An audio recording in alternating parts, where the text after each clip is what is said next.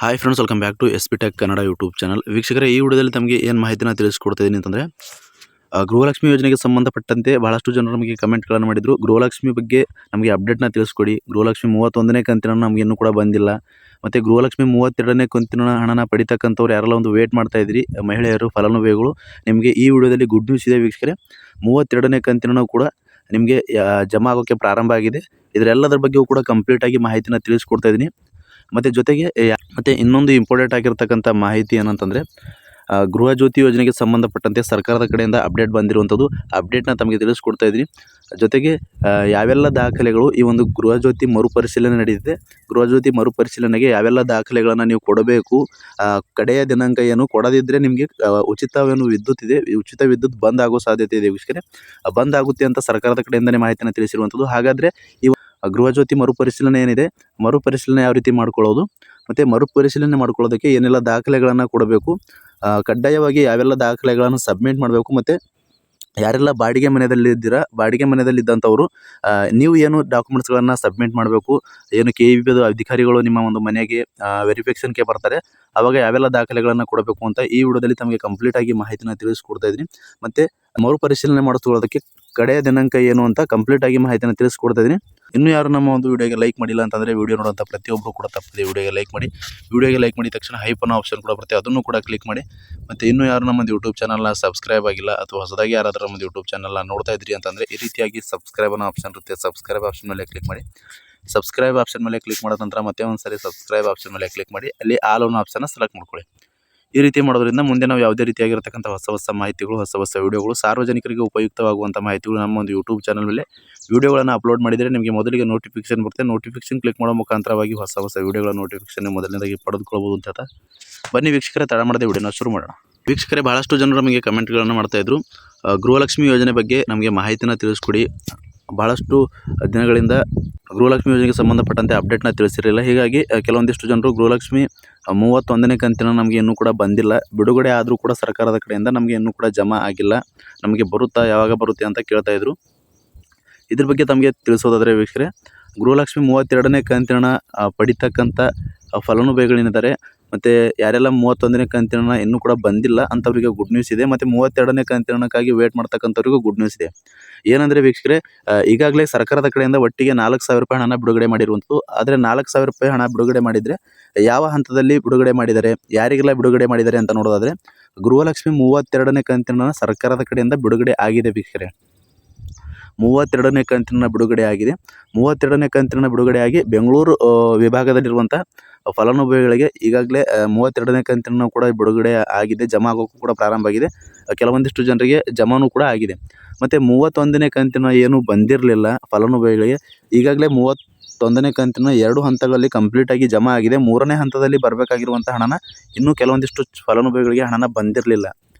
ಏನು ಒಂದು ಕಂತು ಹಣನ ಬಿಡುಗಡೆ ಆಯಿತು ಅಂತಂದರೆ, ಸರ್ಕಾರದ ಕಡೆಯಿಂದ ಮೊದಲನೇ ಹಂತದಲ್ಲಿ ಒಂದಿಷ್ಟು ಫಲಾನುಭವಿಗಳಿಗೆ ಹಣನ ಜಮಾ ಆಗುತ್ತೆ, 2ನೇ ಹಂತದಲ್ಲಿ ಒಂದಿಷ್ಟು ಫಲಾನುಭವಿಗಳಿಗೆ ಜಮಾ ಆಗುತ್ತೆ, ಮತ್ತು 3ನೇ ಹಂತದಲ್ಲಿ ಕೆಲವೊಂದಿಷ್ಟು ಫಲಾನುಭವಿಗಳಿಗೆ ಹಣನ ಜಮಾ ಆಗುವಂಥದ್ದು. ಈ ರೀತಿಯಾಗಿ 3 ಹಂತಗಳಲ್ಲಿ ಹಣನ ಜಮಾ ಆಗುತ್ತೆ. ಅದರಲ್ಲಿ ವೀಕ್ಷಕರೇ 2 ಹಂತಗಳಲ್ಲಿ ಕಂಪ್ಲೀಟಾಗಿ ಹಣನ ಜಮಾ ಆಗಿದೆ. ಇನ್ನು 3ನೇ ಹಂತದಲ್ಲಿ ಏನು ಬಿಡುಗಡೆ ಆಗಿ ಹಣನ ಫಲಾನುಭವಿಗಳಿಗೆ ಜಮಾ ಆಗಬೇಕಾಗಿತ್ತು 31ನೇ ಕಂತಿನ, ಬಹಳಷ್ಟು ಜನರಿಗೆ ಇನ್ನೂ ಕೂಡ ಜಮಾ ಆಗಿರಲಿಲ್ಲ. ಅಂಥವರಿಗೆ ಸರ್ಕಾರದ ಕಡೆಯಿಂದ ಏನು ಮಾಡಿದ್ದಾರೆ ಅಂತಂದರೆ, ಇವಾಗ ಏನು 32ನೇ ಕಂತಿನ ಬಿಡುಗಡೆ ಮಾಡಿದರೆ, 32ನೇ ಕಂತಿನದ ಜೊತೆಗೆ ಯಾರಿಗೆಲ್ಲ 31ನೇ ಕಂತಿನ ಜಮಾ ಆಗಿರಲಿಲ್ಲ ಅಂಥವರಿಗೆ ಒಟ್ಟಿಗೆ 4,000 ರೂಪಾಯಿ ಹಣನ ಬಿಡುಗಡೆ ಮಾಡಿರುವಂಥದ್ದು ವೀಕ್ಷಕರೇ. ಮತ್ತು ಖಾತೆಗಳಿಗೆ ಜಮಾ ಮಾಡಿರುವಂಥದ್ದು ನೇರವಾಗಿ DBT ಮುಖಾಂತರ.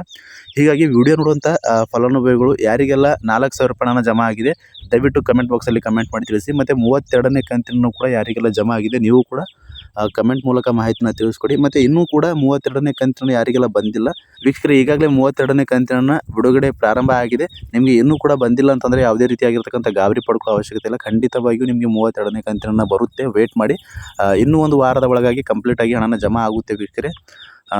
ಇನ್ನು 31ನೇ ಕಂತಿನ ಬರದೇ ಇದ್ದಂಥವರಿಗೆ ಈಗಾಗಲೇ ಹಣ ಜಮಾ ಆಗೋಕ್ಕೆ ಪ್ರಾರಂಭ ಆಗಿದೆ, ಜಮಾ ಆಗ್ತಾಯಿದೆ. ಯಾರಿಗೆಲ್ಲ ಜಮಾ ಆಗಿದೆ ದಯವಿಟ್ಟು ಕಮೆಂಟ್ ಬಾಕ್ಸಲ್ಲಿ ಕಮೆಂಟ್ ಮಾಡಿ ತಿಳಿಸಿ. ಮತ್ತು 32ನೇ ಕಂತಿನೂ ಕೂಡ ಯಾರಿಗೆಲ್ಲ ಜಮಾ ಆಗಿದೆ ಅವರು ಕೂಡ ಕಮೆಂಟ್ ಬಾಕ್ಸಲ್ಲಿ ಕಮೆಂಟ್ ಮಾಡಿ ತಿಳಿಸಿ ಅಂತ ಹೇಳ್ತಾ, ಇಷ್ಟು ಗೃಹಲಕ್ಷ್ಮಿ ಯೋಜನೆಗೆ ಸಂಬಂಧಪಟ್ಟಂತೆ ಅಪ್ಡೇಟ್ ಆಗಿತ್ತು ವೀಕ್ಷಕರೇ. ಅಪ್ಡೇಟ್ನ ತಮಗೆ ತಿಳಿಸ್ಕೊಡಿ ಅಂತ ಕಮೆಂಟ್ಗಳನ್ನು ಮಾಡಿದರು. ಅದಕ್ಕೋಸ್ಕರ ಗೃಹಲಕ್ಷ್ಮಿ ಯೋಜನೆಗೆ ಸಂಬಂಧಪಟ್ಟಂತೆ ಸರ್ಕಾರದ ಕಡೆಯಿಂದ ಬಂದಿರುವಂಥ ಅಪ್ಡೇಟ್ನೇ ತಮಗೆ ತಿಳಿಸ್ಕೊಟ್ಟಿದ್ದೀನಿ. ಇನ್ನು ವೀಕ್ಷಕರೇ, ಎರಡನೇ ಅಪ್ಡೇಟ್ ಆದರೆ ಗೃಹ ಜ್ಯೋತಿ ಯೋಜನೆಗೆ ಸಂಬಂಧಪಟ್ಟಂತೆ ಕೆಲವೊಬ್ಬರು ಕಮೆಂಟ್ಗಳನ್ನು ಮಾಡಿದರು. ಮಾಹಿತಿನ ತಿಳಿಸ್ಕೊಡಿ ಅಂತ ಗೃಹಜ್ಯೋತಿ ಯೋಜನೆಗೆ ಸಂಬಂಧಪಟ್ಟಂತೆ ಕೂಡ ಮಾಹಿತಿನ ತಿಳಿಸ್ಕೊಡ್ತಾ ಇದ್ದೀನಿ.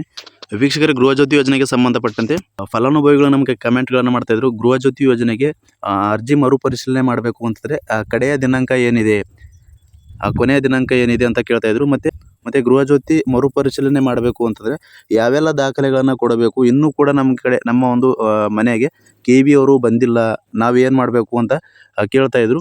ಇದ್ರ ಬಗ್ಗೆ ತಮಗೆ ತಿಳಿಸೋದಾದರೆ ವೀಕ್ಷಕರೇ, ಸರ್ಕಾರದ ಕಡೆಯಿಂದ ಏನು ಈ ಒಂದು ಗೃಹಜ್ಯೋತಿ ಯೋಜನೆಗೆ ಸಮಯನ ನಿಗದಿಪಡಿಸಿದ್ರು, ಕಡೆಯ ದಿನಾಂಕನ ನಿಗದಿಪಡಿಸಿದ್ರು. ಆ ಒಂದು ಕಡೆಯ ದಿನಾಂಕನ ಜುಲೈ 31ನೇ ತಾರೀಕು ಆಗಿತ್ತು ವೀಕ್ಷಕರೇ. ಹೀಗಾಗಿ ಇವಾಗ ಏನು ಮಾಡಿದ್ದಾರೆ ಅಂತಂದರೆ ಈ ಒಂದು ಆಗಸ್ಟ್ ಎಂಡ್ವರೆಗೂ ಕೂಡ ಸಮಯನ ಅಂದರೆ ಕಾಲಾವಕಾಶನ ಕೊಟ್ಟಿರುವಂಥದ್ದು, ಡೇಟ್ನ ಪೋಸ್ಟ್ಪೋನ್ ಮಾಡಿರುವಂಥದ್ದು. ಹೀಗಾಗಿ ಯಾರೆಲ್ಲ ಇನ್ನೂ ಕೂಡ ಗೃಹಜ್ಯೋತಿ ಮರುಪರಿಶೀಲನೆ ಮಾಡಿಸ್ಕೊಂಡಿಲ್ಲ ಅಂಥವರು ಕೂಡಲೇ ನಿಮ್ಮ ಒಂದು ಮನೆಗೆ ಇನ್ನೂ ಕೂಡ KV ಅಧಿಕಾರಿಗಳು ಬಂದಿಲ್ಲ ಅಂತಂದರೆ ನೀವು ಯಾವುದೇ ರೀತಿಯಾಗಿರ್ತಕ್ಕಂಥ ಗಾಬರಿ ಪಡ್ಕೊಳ್ಳೋ ಅವಶ್ಯಕತೆ ಇಲ್ಲ. ಖಂಡಿತವಾಗಿಯೂ ಬರುತ್ತಾರೆ. ಬಂದಿಲ್ಲ ಅಂತಂದರೆ ಅಕಸ್ಮಾತ್ತಾಗಿ ನೀವೇ ಖುದ್ದಾಗಿ ನಿಮ್ಮ ಒಂದು KVಗೆ ಹೋಗಿ ಅಲ್ಲಿ ಅಧಿಕಾರಿಗಳಿಗೆ ಭೇಟಿಯಾಗಿ ಮರುಪರಿಶೀಲನೆ ಮಾಡಿಸ್ಕೊಳ್ಬೇಕು ವೀಕ್ಷಕರೇ. ಯಾಕೆ ಅಂತಂದರೆ ಸರ್ಕಾರದ ಕಡೆಯಿಂದಲೇ ಮಾಹಿತಿನ ತಿಳಿಸಿದ್ದಾರೆ, ಅಪ್ಡೇಟ್ನ ತಿಳಿಸಿದ್ದಾರೆ. ಯಾರೆಲ್ಲ ಗೃಹಜ್ಯೋತಿ ಮರುಪರಿಶೀಲನೆ ಮಾಡಿಸ್ಕೊಳ್ಳಲ್ಲ, ದಾಖಲೆಗಳನ್ನು ಅಧಿಕಾರಿಗಳಿಗೆ ಕೊಡಲ್ಲ ಅಂಥವರಿಗೆ ನಾವು ಉಚಿತ ವಿದ್ಯುತ್ನ ಕೊಡೋದಿಲ್ಲ, ಬಂದಾಗುತ್ತೆ ಮುಂದೆ ಅಂತ ಮಾಹಿತಿನ ನೀಡಿರುವಂಥದ್ದು. ಹೀಗಾಗಿ ಯಾರೆಲ್ಲ ಇನ್ನೂ ಕೂಡ ಗೃಹಜ್ಯೋತಿ ಮರುಪರಿಶೀಲನೆ ಮಾಡಿಸ್ಕೊಂಡಿಲ್ಲ ಅಂಥವ್ರು ಕೂಡಲೇ ಮರುಪರಿಶೀಲನೆ ಮಾಡಿಸ್ಕೊಳ್ಬೇಕು. ಅರ್ಜಿ ಮರುಪರಿಶೀಲನೆ ಮಾಡಿಸ್ಕೊಳ್ಬೇಕು ಅಂತಂದರೆ ಅಥವಾ KV ಅಧಿಕಾರಿಗಳು ನಿಮ್ಮ ಒಂದು ಮನೆಗೆ ಬಂದಾಗ ನೀವು ಯಾವೆಲ್ಲ ದಾಖಲೆಗಳನ್ನು ಕೊಡಬೇಕು ಅಂತ ನೋಡೋದಾದರೆ, ಮೊದಲನೇದಾಗಿ ನಿಮ್ಮ ಒಂದು ಬಿಲ್ ಏನಿರುತ್ತೆ ನೀವು ಬಿಲ್ನ ಕೊಡಬೇಕಾಗುತ್ತೆ. ಬಿಲ್ನ ಕೊಟ್ಟ ನಂತರ ಅದಾದ ನಂತರ ನಿಮ್ಮ ಒಂದು ಆಧಾರ್ ಕಾರ್ಡ್ ಕೊಡಬೇಕಾಗುತ್ತೆ. ನಿಮ್ಮ ಒಂದು ಆಧಾರ್ ಕಾರ್ಡ್ ಜೊತೆಗೆ ಲಿಂಕ್ ಆಗಿರುವಂಥ ಮೊಬೈಲ್ ನಂಬರು ಕೂಡ ನೀವು ಹತ್ರ ಇಟ್ಕೊಂಡಿರ್ಬೇಕಾಗುತ್ತೆ. ಯಾಕೆ ಅಂತಂದರೆ KV ಅಧಿಕಾರಿಗಳು ಅರ್ಜಿ ಮರುಪರಿಶೀಲನೆ ಮಾಡುವಾಗ ನಿಮ್ಮ ಒಂದು ಆಧಾರ್ಗೆ ಲಿಂಕ್ ಇರುವಂಥ ಮೊಬೈಲ್ ನಂಬರ್ಗೆ OTP ಬರುತ್ತೆ. OTPನ ನೀವು ಹೇಳಬೇಕಾಗುತ್ತೆ ವೀಕ್ಷಕರೇ. ಹೀಗಾಗಿ ಆಧಾರ್ಗೆ ಲಿಂಕ್ ಇರುವಂಥ ಮೊಬೈಲ್ ನಂಬರ್ ನಿಮ್ಮ ಹತ್ರ ಇರಬೇಕಾಗುತ್ತೆ. ಜೊತೆಗೆ ನಿಮ್ಮ ಒಂದು ರೇಷನ್ ಕಾರ್ಡ್ ಬೇಕಾಗುತ್ತೆ, ನಿಮ್ಮ ಒಂದು ವೋಟರ್ ID ಕೂಡ ಬೇಕಾಗುತ್ತೆ. ಅದಾದ ನಂತರ ವೀಕ್ಷಕರೇ, ಇನ್ನೂ ಒಂದು ಏನಂತಂದರೆ ನಿಮ್ಮ ಹತ್ರ ಆದಾಯ ಪ್ರಮಾಣ ಪತ್ರ ಇಲ್ಲ ಅಂತಂದ್ರೂ ಕೂಡ ನಿಮ್ಮ ಒಂದು ಕಾಸ್ಟನ್ನೇ ಅಲ್ಲಿ ಒಂದು ಆಪ್ಷನ್ ಇರುತ್ತೆ. ನಿಮ್ಮ ಒಂದು ಕಾಸ್ಟ್ ಯಾವುದಿದೆ ಅಂತ ಅಲ್ಲಿ ಟಿಕ್ ಮಾಡೋದಿರುತ್ತೆ. ಹೀಗಾಗಿ ನಿಮ್ಮ ಒಂದು ಕಾಸ್ಟ್ ಯಾವುದಿದೆ ಅಂತ ಹೇಳ್ಬೋದು. ಇನ್ನು ವೀಕ್ಷಕರೇ, ರೇಷನ್ ಕಾರ್ಡ್ ಇಲ್ಲದೇ ಇರುವಂಥವ್ರು ಏನು ಮಾಡಬೇಕು ಅಂತಂದರೆ ರೇಷನ್ ಕಾರ್ಡ್ ಇದೆ ಅಥವಾ ಇಲ್ಲ ಅಂತ ಅಲ್ಲಿ ಆಪ್ಷನ್ ಇರುವಂಥದ್ದು. ರೇಷನ್ ಕಾರ್ಡ್ ಇಲ್ಲ ಅಂತಂದರೆ ಅಲ್ಲಿ ಇಲ್ಲ ಅಂತ ಟಿಕ್ ಮಾಡಬಹುದು. ಇನ್ನು ವೀಕ್ಷಕರೇ, ಯಾರೆಲ್ಲ ಒಂದು ಬಾಡಿಗೆ ಮನೆಯಲ್ಲಿದ್ದಂಥವ್ರು ನಾವು ಏನು ಮಾಡಬೇಕು, ನಾವು ನಮ್ಮ ಹತ್ರ ಅಗ್ರಿಮೆಂಟ್ ಕಾಪಿ ಕೂಡ ಇಲ್ಲ, ನಾವು ಏನು ಮಾಡಬೇಕು ಅಂತ ಕೇಳ್ತಾಯಿದ್ರು. ಬಾಡಿಗೆ ಮನೆಯಲ್ಲಿದ್ದಂಥವ್ರು ನಿಮ್ಮ ಹತ್ರ ಅಗ್ರಿಮೆಂಟ್ ಕಾಪಿ ಇಲ್ಲ ಅಂತಂದರೆ ನೀವು KV ಅಧಿಕಾರಿಗಳ ಹತ್ರ ಒಂದು ಫಾರ್ಮ್ಯಾಟ್ ಇರುತ್ತೆ. ಯಾರೆಲ್ಲ ಬಾಡಿಗೆ ಮನೆಯಲ್ಲಿದ್ದಾರೆ ಅಂಥವ್ರು ಆ ಒಂದು ಫಾರ್ಮ್ಯಾಟ್ಗೆ ನೀವು ಆಧಾರ್ ಅಟ್ಯಾಚ್ ಮಾಡಿ ನಿಮ್ಮ ಒಂದು ಸಿಗ್ನೇಚರ್ನ ಮಾಡಬೇಕಾಗುತ್ತೆ. ನಾವು ಬಾಡಿಗೆ ಮನೆಯಲ್ಲಿದ್ದೀವಿ ಅಂತ ಸಿಗ್ನೇಚರ್ ಮಾಡಿ ಅವರು ಯಾವ ರೀತಿ ಒಂದು ಫಾರ್ಮ್ಯಾಟ್ನಲ್ಲಿ ಹೇಳ್ತಾರೆ ಅದೇ ರೀತಿಯಾಗಿ ನೀವು ಫಿಲ್ ಮಾಡಿ ಅವರಿಗೆ ಕೊಡಬೇಕಾಗುತ್ತೆ ವೀಕ್ಷಕರೇ. ಅವ್ರ ಹತ್ರ ಒಂದು ಫಿಸಿಕಲ್ ಕಾಪಿ ಇರುತ್ತೆ. ಹೀಗಾಗಿ ಒಂದು ಫಾರ್ಮ್ನ ಫಿಲ್ ಮಾಡಿ KV ಅಧಿಕಾರಿಗಳಿಗೆ ಕೊಟ್ಟರೆ ನಿಮ್ಮ ಒಂದು ಪ್ರೊಸೆಸ್ ಏನಿರುತ್ತೆ, ಉಚಿತ ವಿದ್ಯುತ್ ಪಡೆಯೋದಕ್ಕೆ ಏನು ಇವಾಗ ಅರ್ಜಿ ಮರುಪರಿಶೀಲನೆ ಮಾಡ್ತಾಯಿದೆ, ಆ ಒಂದು ಅರ್ಜಿ ಮರುಪರಿಶೀಲನೆ ಸಕ್ಸಸ್ಫುಲ್ ಆಗಿ ಸಬ್ಮಿಟ್ ಆಗುವಂಥದ್ದು ವೀಕ್ಷಕರೇ. ಇಷ್ಟು ದಾಖಲೆಗಳಿದ್ದರೆ ನೀವು ಖಂಡಿತವಾಗಿಯೂ ಉಚಿತ ವಿದ್ಯುತ್ ಅರ್ಜಿ ಮರುಪರಿಶೀಲನೆ ಮಾಡ್ಕೊಳ್ಬೋದು ವೀಕ್ಷಕರೇ. ಮತ್ತು ನಿಮ್ಮೊಂದು ಆದಾಯ ಪ್ರಮಾಣ ಪತ್ರ ಕೂಡ ಬೇಕಾಗುವಂಥದ್ದು. ಎಷ್ಟು ದಾಖಲೆಗಳು ಇದ್ದರೆ ನಡೆಯುತ್ತೆ ವೀಕ್ಷಕರೇ. ಇನ್ನು ವೀಕ್ಷಕರೇ, ಈ ಒಂದು ಗೃಹಜ್ಯೋತಿ ಯೋಜನೆಗೆ ಸಂಬಂಧಪಟ್ಟಂತೆ ಅರ್ಜಿ ಮರುಪರಿಶೀಲನೆ ಮಾಡಬೇಕು ಅಂತಂದರೆ ಕಡೆಯ ದಿನಾಂಕ ಏನಿದೆ ಅಂತ ಕೇಳ್ತಾಯಿದ್ರು. ಕಡೆಯ ದಿನಾಂಕ ಈ ಒಂದು ಆಗಸ್ಟ್ ಎಂಡ್ವರೆಗೂ ಕೂಡ ಇದೆ. ಯಾವುದೇ ರೀತಿಯಾಗಿರ್ತಕ್ಕಂಥ ಗಾಬರಿ ಪಡ್ಕೊಳ್ಳೋ ಅವಶ್ಯಕತೆ ಇಲ್ಲ. ಇನ್ನೂ ಕೂಡ ಬಂದಿಲ್ಲ ಅಂತಂದರೆ ಇನ್ನೂ ಕೂಡ ವೆಯ್ಟ್ ಮಾಡಿ, ಇನ್ನೂ ಒಂದು 10-15 ದಿನ ವೆಯ್ಟ್ ಮಾಡಿ. ಬಂದಿಲ್ಲ ಅಂತಂದರೆ KV ಅಧಿಕಾರಿಗಳು ಇನ್ನೂ ಕೂಡ ಅರ್ಜಿ ಮರುಪರಿಶೀಲನೆಗೆ ಬಂದಿಲ್ಲ ಅಂತಂದರೆ ನೀವೇ ಖುದ್ದಾಗಿ ಹೋಗಿ ಅರ್ಜಿ ಮರುಪರಿಶೀಲನೆ ಮಾಡಿಸ್ಕೊಳ್ಳಿ. ಮುಂದೆ ಬರ್ತಕ್ಕಂಥ ದಿನಗಳಲ್ಲಿ ನಿಮ್ಗೆ ಸಿಗುವಂಥದ್ದು ವೀಕ್ಷಕರೇ. ಇಲ್ಲ ಅಂತಂದರೆ ನಿಮ್ಮ ಒಂದು ಅರ್ಜಿ ಮರುಪರಿಶೀಲನೆ ಆಗಿಲ್ಲ ಅಂತಂದರೆ ನಿಮ್ಮ ಒಂದು ಉಚಿತ ವಿದ್ಯುತ್ ಏನು ಯೋಜನೆ ಲಾಭನ ಪಡಿತಾ ಇದ್ದೀರಿ ಆ ಒಂದು ಲಾಭನ ನಿಮಗೆ ಮುಂದೆ ಬರ್ತಕ್ಕಂಥ ದಿನಗಳಲ್ಲಿ ಕಟ್ ಆಗ್ಬೋದು. ಹೀಗಾಗಿ ಇಷ್ಟು ಸರ್ಕಾರದ ಕಡೆಯಿಂದನೇ ಅಪ್ಡೇಟ್ ಇರುವಂಥದ್ದು. ಅಪ್ಡೇಟ್ನ ತಮಗೆ ತಿಳಿಸ್ಕೊಟ್ಟಿದ್ದೀನಿ. ಮತ್ತೆ ಏನಾದರೂ ಡೌಟ್ಸ್ ಇದ್ದರೂ ಕೂಡ ಕಮೆಂಟ್ ಬಾಕ್ಸಲ್ಲಿ ಕಮೆಂಟ್ ಮಾಡಿ. ಇನ್ನು ವೀಕ್ಷಕರೇ, ಈ ಒಂದು ಅರ್ಜಿ ಮರುಪರಿಶೀಲನೆ ಮಾಡಿಸ್ಕೊಳ್ಳದೆ ಇರುವಂಥ ಫಲಾನುಭವಿಗಳೇನಿದ್ದಾರೆ ಗೃಹಜ್ಯೋತಿಗೆ ಸಂಬಂಧಪಟ್ಟಂತೆ ಇನ್ನೂ ಕೂಡ ರಾಜ್ಯದಲ್ಲಿ 40ರಿಂದ 45% ಫಲಾನುಭವಿಗಳೇನಿದ್ದಾರೆ ಇನ್ನೂ ಕೂಡ ಅರ್ಜಿ ಮರುಪರಿಶೀಲನೆ ಆಗಿಲ್ಲ ಅಂತ ಸರ್ಕಾರದ ಕಡೆಯಿಂದಲೇ ಮಾಹಿತಿಯನ್ನು ತಿಳಿಸಿರುವಂಥದ್ದು.